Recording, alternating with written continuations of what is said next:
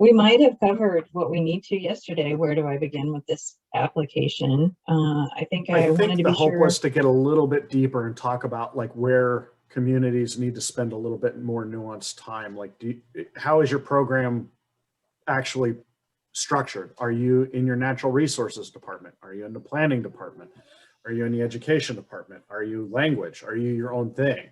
You know, and so each of those steps, when there's descriptions of what it is, I think the hope was to get a little bit more detailed into that for those that have questions. For those that feel like they've already got everything they need, I mean, obviously it's easy and run and jump and play. So I also kind of see that we should, and I don't know, we might want to hear this from the participants in the chat box, is that's really good, Eric. We do need to do all of that. And I think we kind of did it yesterday, walking through. I would like to see maybe, and it's too much, if we could walk through every question in the application with folks, you know, just going from, you know, the very first one, because we kind of did it yesterday. Roman numeral number 1, we know that it's two things that have to be done. And then I see that Gary Cantley might be on in the Zoom this morning, and we could talk about, you know, the tribal lands and why I brought up BIA, because they will have to, I think what it is the National Park Service will ask BIA to confirm the lands, especially the tribal lands description. I don't know, I thought that might be a good start, because the first thing is everybody, the very beginning, we do need to go to the application. I think that's really important. And then I know, Valerie, that you guys are thinking about, or really trying to push to have another workshop in creating and filling out their application. So there's a couple things. I think that it's very important, and I'm not sure the answer to this is when our applications due. I think you can submit them continuous, you know, as at any time. I'm not sure what the process is after that. That's a good question for Jamie Lee. So I don't know if there's really like a deadline, or is there? I was never really clear on that. And then, and also I just wanted to say that I'm gonna be, I have to jump off the call probably for a good hour, and I'll try to come back on. So if you guys see me gone, and I'll be back. Anyway, that was my 2 cents. So to clarify your point about the timing of it, there is actually, I think that is part of what the 10-minute video is that Jamie Lee has on the website, on the Park Service website, the link that I posted earlier. Do that again. Okay.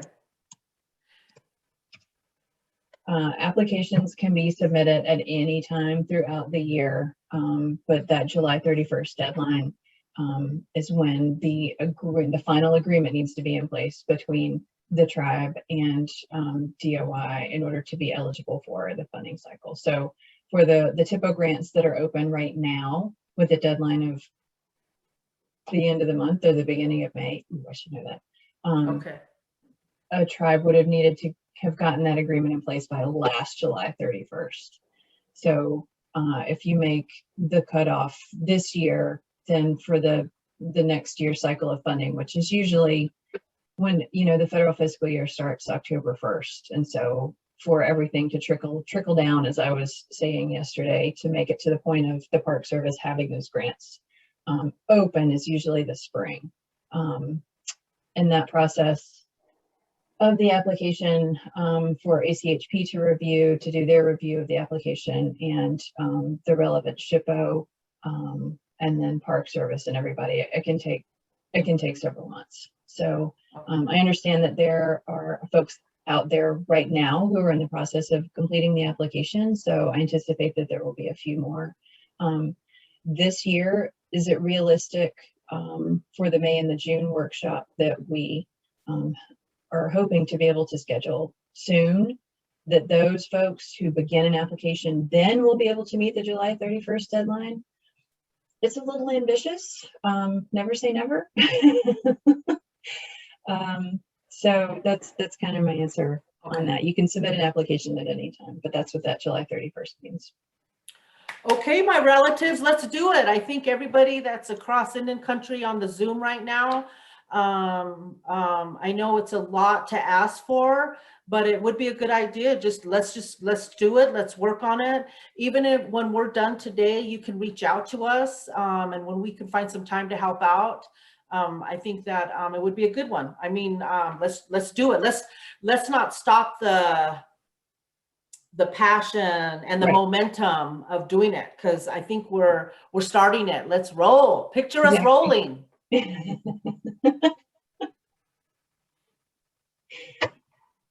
Okay, shall we start with the questions? Is that good, Eric? I'm bossy. I don't want to take over.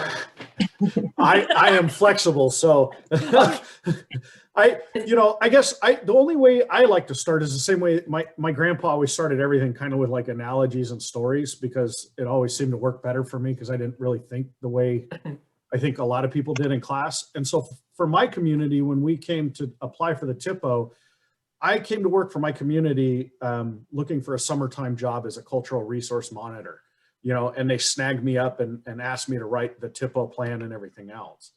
And when I started that process, the tribe had actually previously attempted to develop a THPO. There had been a tribal member that had spearheaded that effort and had been unsuccessful because of the politics of it.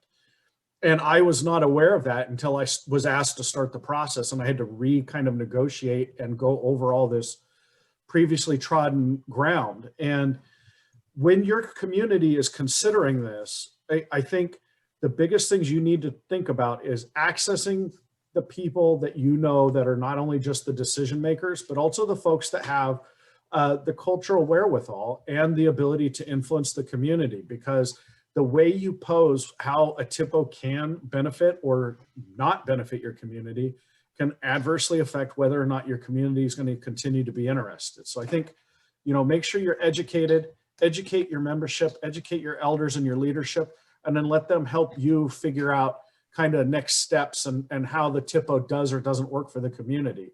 Because, as John pointed out earlier and others yesterday, THPOs can be absolutely the most fantastic tool in your workshop. It can also be an absolute waste of space at times. So it's, making sure that you know what you want out of it and that your community knows what they're getting. I think that would be the main thing I would say is your first step.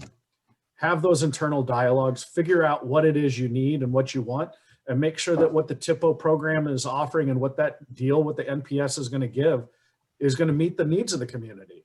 And if not, then, figure out how to address those at the same time if you can, and make those issues interrelated, because a lot of times they are interrelated. It just takes a little bit of time to look at them. So Valerie, could I suggest, can you pull up the application questions, or does somebody have that? Or does Eric have that? I have actually what I was going to, I can't share. Oh, sorry. Let me make you a co-host. And then everybody else, if you have the questions, just pull them up. And I think Eric is going to go through his great THPO application, and then we can just jump in. The other THPOs, can jump in and say, this is where we put this, or this is how our tribe did this. I don't know. Does that work? Is that helpful for our participants? Let's start writing it. I'm really sorry. I'm trying to find the option to make you a co-host. And then everybody did receive it. It says the THPO program application cover sheet. Julie, can you help me find that?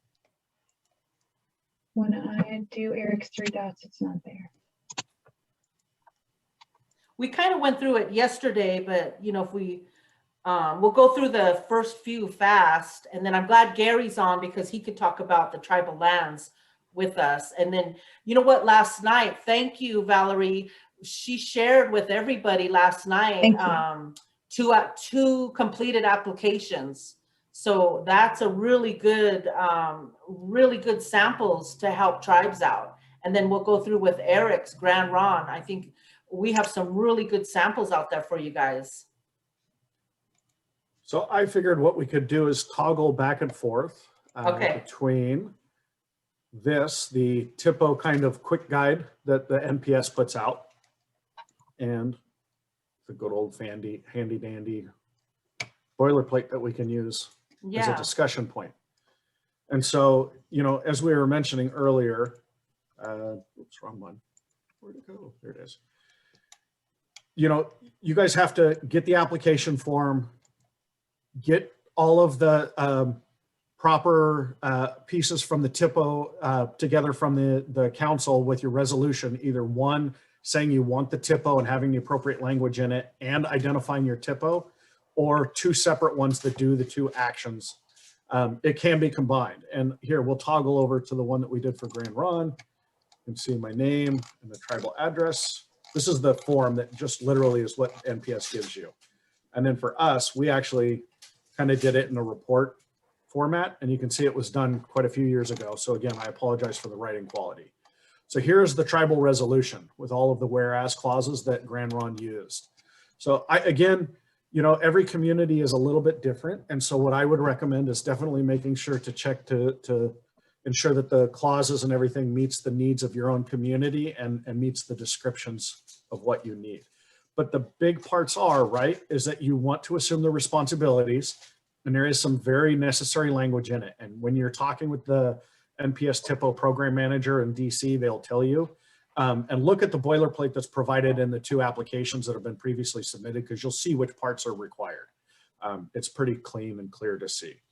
So you'll need to make sure that this is all done. So as part of this, you may have to go through negotiations with the tribal council and the administration at your tribe to figure out the placement of where the THPO is going to go. You know, what is their pay going to be? Who are they answering to? What's the reporting structure? You know, creation of the advisory board, which we talked about yesterday, which are all going to be necessary components either as part of the application or as a follow-up. And then we get down into the actual application itself, right? And we'll be flipping back and forth between that and this again. So description of the program staff or consultants. And again, we talked about this yesterday, and we just mentioned it again briefly earlier. If you already have an existing cultural resource program or a program that is operating the functions that is what the THPO is normally doing, you don't need to reinvent the wheel. Utilize what you have, imbue those powers into that office, but you're going to need to describe how that office is structured and where it's at in your tribal governance. When you go look at the Grand Ronde example, you'll see a description not just of the program administration, but down in the appendices, you'll actually see that we attached as our appendix all of the policies and procedures that we had developed as part of that program. Now, having said that, those policies and procedures are absolutely worthless now, and we're almost 6 months after we had submitted the application. So I don't know that those things are necessary, but if you do have them already, it's good to include them, because I think it shows the Park Service the effort that the tribe and the community has made in trying to tackle the issues. This is also a good place if you have tribal resolutions that are protecting cultural resources to add them in. Okay, cool, Eric. Thank you. Hey, so Eric will go through all of this, and I'll try to jump in, and only because my brain is working right now. My brain woke up. So we're looking at what he just covered. What we're doing is we are on the application. And the first thing that has to go in your application for this THPO application is he went over Roman numeral number 1. That was the resolution. His tribe did 1 resolution, and you can do 2. And then we're going to go, now we're on Roman numeral number 2. And that, as you see, it's kind of his introduction. And in the case of the introduction for Grand Ronde, we did a very, very brief history of the creation of our reservation and the treaties associated with our community. Grand Ronde has a kind of a complex history. We have somewhere around 20 non-federally recognized treaties that were negotiated and then never ratified. And then we have 5 federally recognized treaties, only one of which mentions a reservation, but never by name. And then our reservation was subsequently created under an executive order and tied back to one of the treaties in that executive order. And so we detailed that in the first paragraph and then described, obviously, the original restoration. Is in the way. Okay, cool. So his tribe just kind of did an intro. Very good. Yep. Now we're going to go to 3A of the application, Roman numeral 3A. Program administration. Yep. And description of tribal land. So Gary, are you still online with us?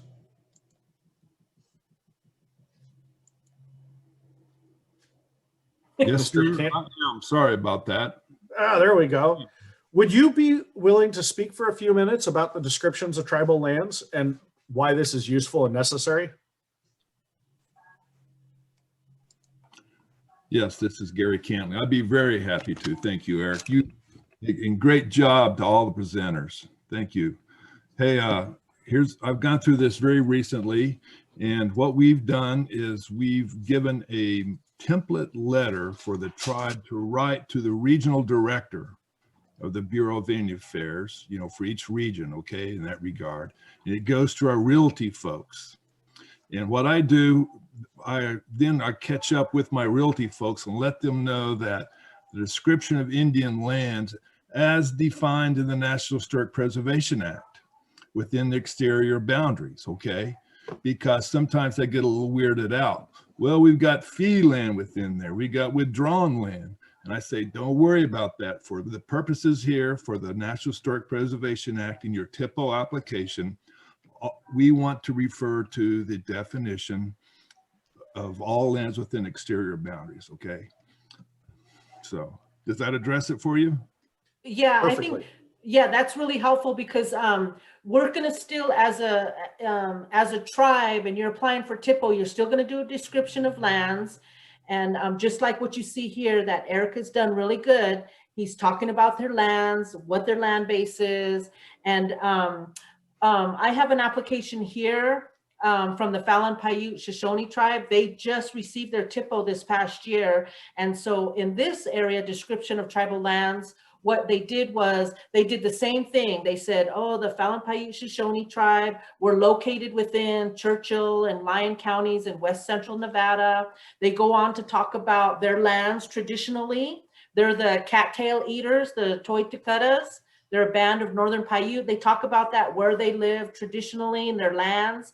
And then in part of their application, they say, the tribe's current land base encompasses approximately 8,185 acres within Churchill and Lyon County of Nevada, as verified by the BIA Western Regional Office, Attachment A. And that's what Gary is talking about. And then they go on to say a map is included identifying the location of the Fallon tribal lands, as well as documentation with the BIA, and then the reservation and trust lands, Attachment B, and that's their map. And Eric did a good job showing you the map yesterday. Those are attachments. So when he showed you attachments, those are the attachments. So already in your number 3A, number 1, the description, they describe, they attach the BIA letter, and then they attach these maps. So as you see, we're going along in your application, you're gonna have attachments. Thank you, Gary. You're very welcome. And again, great job to everybody. Gary, if you can, could you share a copy of that letter to Val so that she could extend it out to all of the folks so that they know what to use in their form letters to extend out to their regional offices to get that confirmation of land? But of course, it'd be my pleasure, sir. Absolutely fantastic. Part of this, and this is where the tricky part, and I think a lot of tribes start to get nervous, is meeting the Secretary of Interior's professional qualification standards. The qualification standards are maintained by the Secretary of Interior and generally are a master's degree in archaeology, anthropology, or a germane discipline with a certain amount of archaeological field work and lab work, and a certain amount of work that's been done independently. You do not need to have someone on staff. You simply have to have the ability to access people who meet the Secretary of Interior standards. So you can utilize contractors, and you should if you have to.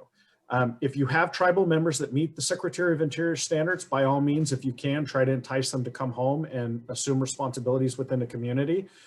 Look at folks that are tied to other tribal communities, tribal members from neighboring communities that maybe are looking for opportunities because there's not 2 THPOs at every tribe. And so if there's a tribal member in that spot, there may not be a position for the same tribal member, in the same community. So they may be looking to help their neighbors or their cousins. And there are a lot of people who work in cultural resources who do want to work with tribal communities. We've got great examples with Gary and Valerie and John. You know, they all want to work a lot with Indian communities and have gone out of their way to be poor and do so. So. And then if I could add, Eric, so now we're on 3.2A. And you want to also in here, and I think this is the part in this application where you not only want to include the Secretary of Interior's historic preservation professionals, you're also gonna reach out to them so they can send you their, you want to get their information, and so that they can send you their resume, because that's another attachment in this section.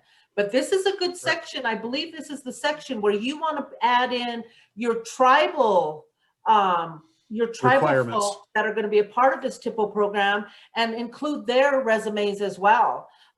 Especially if you guys know who you're designating as the THPO, because although we may not, I don't meet the Secretary of Standards of these professional qualifications. Those are archaeologists, historic architects, historical archaeologists, architectural archaeologists, all those archaeologists. My degree, man, I have a PhD in the res. So I want to make sure that I have my there as well, because that's important. Those are important, as well as maybe the supervisor who's going to supervise the THPO, or even the chairman. We included the chairmans in ours. And so that's very important. And then there's an attachment there. Yeah, and you'll see in the attachment, my CV is actually in there from when I took over the position, and mine is overdone. You know, we intentionally looked for every single thing that I'd ever done to kind of overdo it in order to overwhelm NPS. So I don't want to say you need to be this thorough. This was me spending an inordinate amount of time going through everything I'd ever done, trying to find for every justifiable reason for them to say yes. And Eric, the other thing to keep in mind is if you guys are going to have additional requirements for people to work on a reservation, does an archaeologist need to have cultural competency? Do they need to have experience working in the Southwest? Do they need to have exposure working on coastal communities? Because working with, and I'm going to throw a little too much information out, working with pinniped bones, like large mammals like seals and bears, look exactly like human bones. And so for people who are not accustomed to working with that, they can really quickly make a mistake. And so if your community has special requirements that they want to put in addition, you need to probably address that here in this. So if you're going to require that archaeologists who want to come and do work on the reservation have like a 40-hour requirement from your community, you better put it in here, because if you don't put it in, it's going to be hard for you to justify why you have it as part of your process. It'll also make people like me come to your community and spend some time there to learn how the process works, because I'm going to end up working on your reservation if I'm attached to the BIA.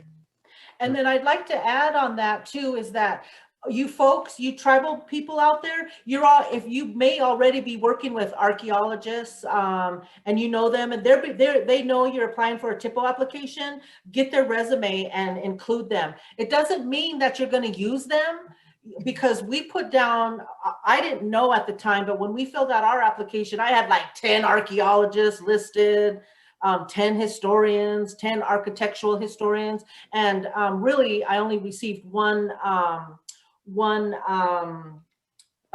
resume from them. So you may work with them and you may not, but you know archaeologists out there, you know historians.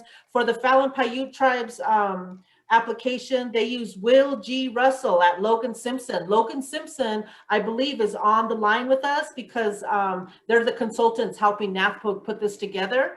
And then so they meet the Secretary of Interior standards, see attached resume. And some states, Oregon is one of the few that does it. Some states will actually keep a list of qualified contractors, and you can just pull that list and note that they meet the Secretary of Interior standards because they've been vetted by your state SHPO. So that is another quick way to get around it. You can also solicit to folks like Logan Simpson and CH2M Hill and say, can you please send me a resume of your cultural resource staff, because we're going to include you in our THPO application as SOI qualified contractors. And usually they'll be more than happy to share that information because they know that at some point they may have money thrown down at them. Okay, we're on 3A3. Yep, THPO Advisory Review Board. So remember, you don't have to say who's on the board. You don't need to say how the board's exactly structured. In the case of this one, we said we would develop a board and kind of made some vague references to our our ability to create boards. Ultimately, I think Grand Ronde ended up setting down and using just our culture committee. But I don't know, because I've left the tribe a few years ago and things have changed dramatically since then. So when you're thinking about this, do you have existing boards or committees? Think about also, you know, what was brought up by, was it Everett or somebody else yesterday that was talking about, you know, this is a historic preservation advisory board, and having some level of professional qualification access may be useful. I mean, think about that when you're developing this. You don't necessarily need to get into the detail with the NPS application, but it may be something that you need to go into a deep dive with your community about and leadership. That's good, Eric. And I also want to include that, you know, once you get in and you have your advisory board, you might want to have a young person. We got to get our youth, our young people involved and start training them in this and getting them to the sites and helping them to understand these laws and rules. It may be boring, but you just got to make it fun. But I would just kind of throw that out there. Get a young person on your committee. We got to learn, they have to learn, and they can learn from the elders, the cultural bearers, and learn the science side of our culture. Yeah, you know, we used to love going for interns during the summertime. Our voc rehab programs and youth education programs would have money to hire students. And so we'd hire high school students to help in our cultural resource program to give them like on the job experience. And sometimes they would point out things that we had never really noticed or seen before. And it was absolutely fantastic to have youth engaged in the process. So the next part is 3A4, description of your participation provisions, right? And so this is talking about how you're going to ensure adequate participation by the public. Outreach. Again, you can get super detailed. You have tribal council meetings. You have general council meetings. You have special committee meetings. You have community outreach meetings, usually at the reservations, that deal with projects that are intersecting with, let's say, NRCS or BIA, where there's like an EA component with public outreach. Capitalize, take advantage of those. Oh, it looks like we have Kate Valdez joined us. Hello, Kate. You can feel free to chime in if you want while we're talking, okay? So as you guys are working on this portion of your application, you know, think about how that community outreach components are expressed in your community. Don't, again, if you don't need to reinvent the wheel, don't. But if you need to develop language, you know, there are a couple applications that you now have in hand that have some basic language. Again, take the time, tailor it to what the needs are of your community. We move on to section 3A5, acknowledgement of non-tribal property owners within tribal lands. So this is the unique one that Grand Ronde really didn't need to have, because all of our parcels were either owned by the tribe or not. Reservations that have a more of a checkerboarded history are going to have a little bit better of a description of this. And your THPO authorities will extend to trust lands, not fee status lands. The fee status lands will still be covered by the SHPO of your relative state. And furthermore, to complicate things, you must be aware of the fact that if you have an individual allottee, and they can, if there is an NHPA intersection, request for the SHPO to be a party involved in consultation as well. And I've never seen it happen, but it is possible for it to happen. So if you have an individual tribal member who doesn't like the tribal council and de facto the THPO, then they could request the SHPO's involvement simply to try to slow things down and cause problems. So you need to be aware that individual tribal members do have some rights that will extend a little bit beyond and could complicate things with these.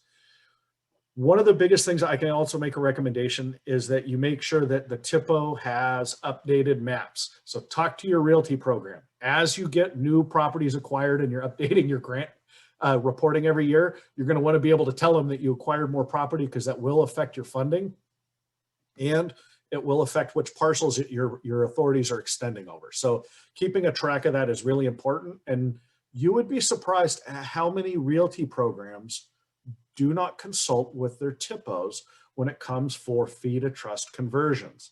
I know it's an administrative action, but it does have financial impacts, and realty programs should be consulting with their THPOs. The next piece that we're going to move to is 3B, the big SHPO functions. So do we need to take a break or anything before we keep going, Val or Julie or anyone, or just keep pushing through? Oh, everybody's saying thumbs up. Okay. So in this, you need to list, and we'll go back to the original one, right? The list of the historic program functions that you're going to assume, right? And so as you're describing these, and here's the actual list right here. What are the THPO duties? These are the ones that you're going to be making the assumption of.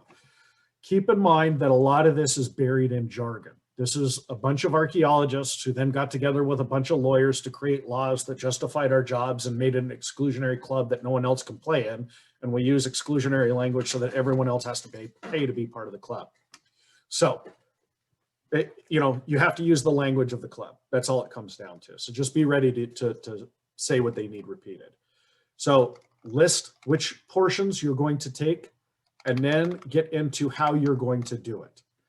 Functions will remain the responsibility of the SHPO. Obviously, if you're going to leave some, you want to leave those with the SHPO and clearly identify them for the NPS, which ones those are. In this case, it was for us dealing with the certified local governments and tax incentives. There wasn't a reason to do that for Grand Ronde because we had no municipalities, no local governments, and as far as at the time, no interest in actually incorporating or anything with any of the communities on a reservation. So it didn't seem a necessary thing to even entertain or consider. If you have a large reservation that has towns and communities, you may want to talk to the council and talk about this as an option. It also may be more valuable for you to leave it with the SHPO and to collaborate with them. As you get into the description, some of these require a lot more detail than others, right? Function A, direct and conduct a comprehensive tribal lands-wide survey of historic properties. So in this case, I literally took a list of what we were kind of doing. And I just said, the tribe is developing a GIS database that identifies discrete archaeological sites, and we have archival backgrounds. And we will work with the field methods developed by Oregon SHPO. Look at that. So now we don't need to repeat the field methodology and minimums for the methodology that we would expect, minimums for our intensive. Again, this is a lot of repetition that was already in the Oregon SHPO's request for field works. So if you have a really adept SHPO that you've already consulted with and they have field methods that you already feel are acceptable, don't reinvent the wheel. Capitalize on the fact that the state has already done all the due diligence and hard legwork. Take advantage of the fact that you can utilize their methodology. And then if you need to add additional components on it, then you can, right? So if they need to make sure that they come through and do an archival research with the THPO's office so that they can identify place names and contextualize them as part of their reporting, put that in there. If you need to ensure that they communicate with an elders group that is the knowledge bearers for your community about things that normally aren't discussed in open, and that they're just going to go in and ask some very basic questions, impact, yes or no, here's where I'm doing work. Those things you guys need to figure out and detail in here. What are the additional requirements to get the work done? And then we move on to function B, identify and nominate eligible properties to the National Register. Again, literally, this is just citing the law. That you're saying we will work to identify properties that are potentially eligible under, right, the exact components that are mentioned under NHPA, and we will seek to nominate them up to the National Register if they are eligible. My understanding is most tribes do not actually exercise making nominations to the National Register. When I left the THPO at Grand Ronde, there were only 2 tribes that had made submissions to the National Register. I want to say it was Seminole, and we did at Grand Ronde. We actually submitted a railroad depot that at one point was our tribal government complex in our early restoration period, because it was an integral piece of our kind of cultural identity in our restoration process. So if you do want to do this, most of the THPOs are going to have to assume this responsibility anyways. So look at what the SHPO already is detailing on this. Utilize some of the language, boilerplate what's in the existing examples, and keep in mind if you have additional things that you need to add, put those in as you're going along. Prepare and implement a comprehensive tribal-wide, lands-wide historic preservation plan. We talked about this quite a bit yesterday. Mention that you're going to work on it. a lot of tribes will never get to this part because they would like to have full inventories before they begin a comprehensive plan. You have the authority and ability to start a plan long before you have a full inventory. And if you develop a plan, you can change it as often as you need to. Often federal agencies will develop archaeological or historic management plans and then update them every 20 to 25 years or more often as necessary. So even if you do jump and make one, you don't need to feel like you're stuck with what you developed the first time. The other thing I would really recommend as people are looking at this is the citations to the laws in this are from 2010. And so some of these I can tell by looking at them are not correct. So if you're making the citations, make sure to go back and look at what the modern citations are to the laws, because you may need to update some of these. Administration of the Tribal Program of Federal Assistance for Historic Preservation. Again, really simple explanation. We manage grants. We know how to do it. We will do so. We will update online as necessary with the grants.gov. Most of it's online now. At this time, everything was still by paper. So things have updated quite a bit in the last few years. So definitely make sure that you talk with your grants folks and your accounting or finance folks so that you can coordinate the response to that and address it in a way that's appropriate for your own tribal government. Function E, advise and assist as appropriate federal and state agencies, local governments in carrying out their historic preservation responsibilities. This is already a requirement that you are probably fulfilling. If an agency is doing any work on a reservation, you are consulting with them and telling them what your expectations are as a minimum level of work. You pretty much just need to detail that you're going to be doing that. The quick grab agencies that you can immediately grab are obviously the Bureau of Indian Affairs, because we are going to be having federal actions on a reservation because we're providing funding that is on a reservation. The BLM, they oversee mining operations on reservations. And so they may be an agency that you need to reach out to and notify very quickly, as well as make sure that they're in the loop. The other one that I would recommend is Federal Highways and your local state transportation department. Federal Highways throws a lot of money at the state transportation departments, and they usually take the lead on NEPA and NHPA. And then being aware that on-reservation projects are now going to require them to consult with the THPO rather than SHPO will help them later on.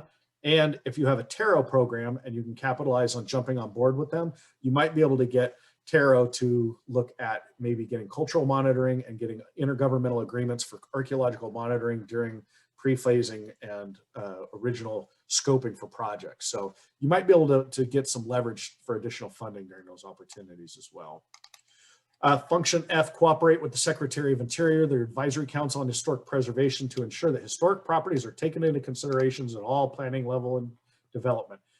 In this case, you know, we just vaguely mentioned that we were already doing this and mentioned MOUs that we already had and programs that already had mission statements that were noting this. So your tribal constitution may note that culture is important and history. You may have mission statements that are assigned out to different departments or committees.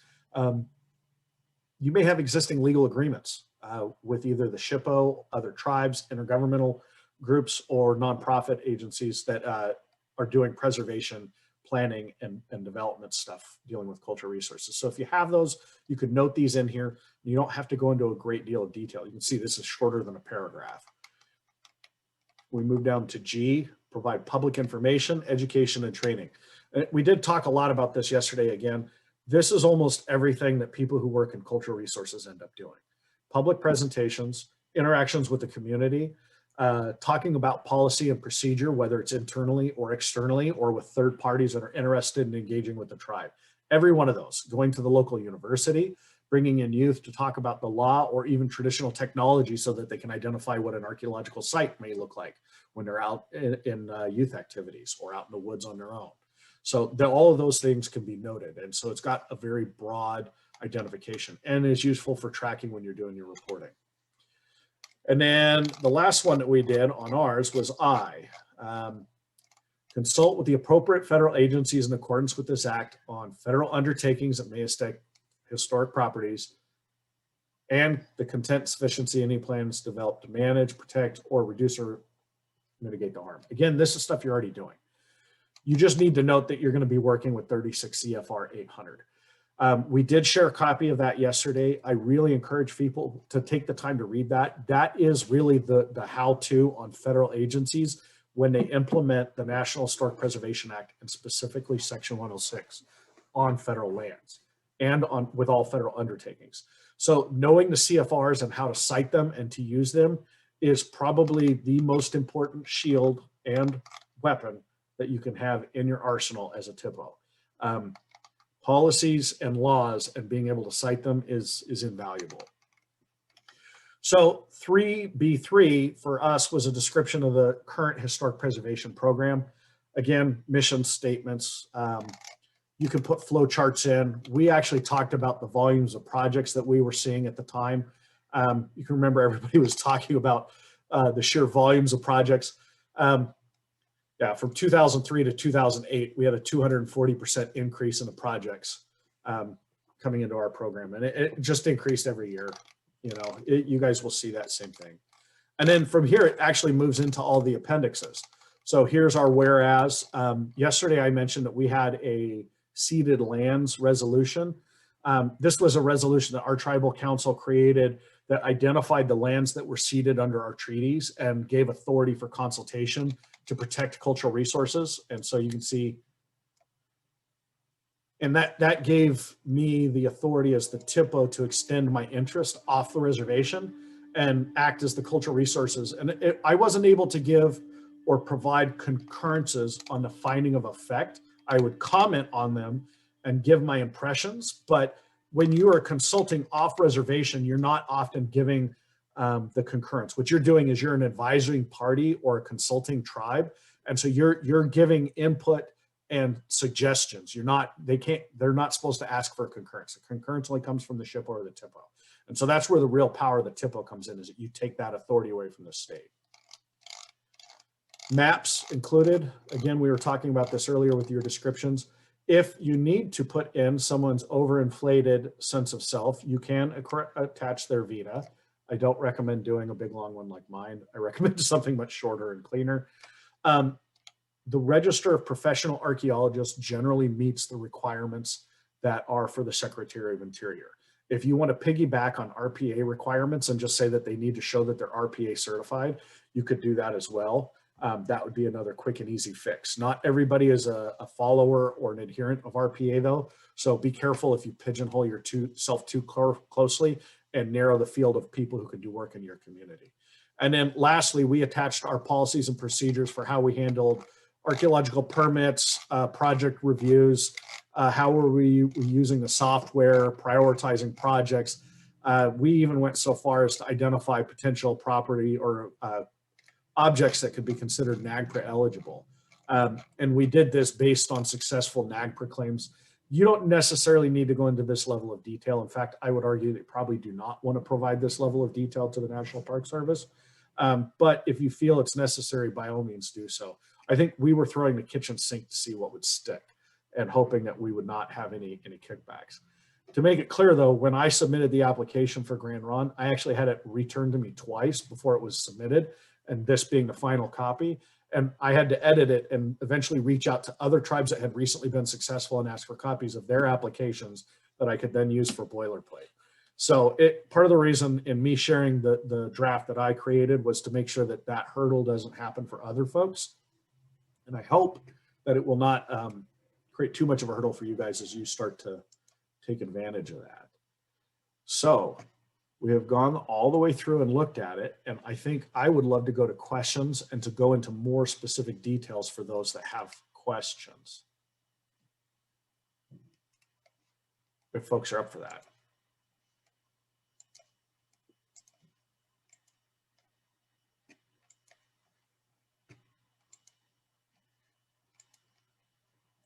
Crickets are never good.